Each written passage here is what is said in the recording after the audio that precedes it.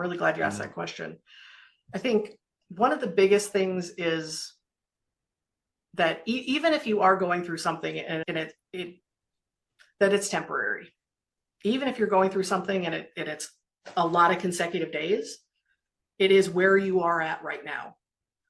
And I was in chronic pain for 15 years, where so much of my energy was dealing with just being in pain all day, every day. And it's thrilling that I can pretty much say that's past tense. And when I was working with my doctor on that and trying to figure out what's the root of this stuff,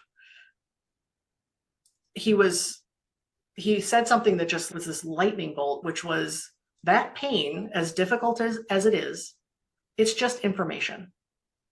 Now, what I had been doing was I would have my arm would be aching, my drawing arm would be aching, and that was one kind of pain.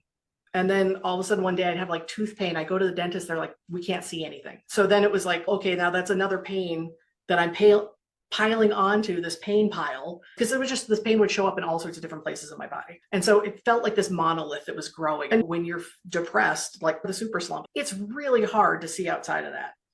And so it becomes like anything that's happening, like looking at the flowers and not wanting to arrange them, or thinking I should get out there and see people. We just keep on accumulating. It feels like it just like collects, which of course just makes it feel bigger and harder. And in that moment when he said, pain is information, in this particular case, he said, it's actually a good sign that it's moving around in your body. There are some folks in chronic pain where truly it takes up and lives in one spot.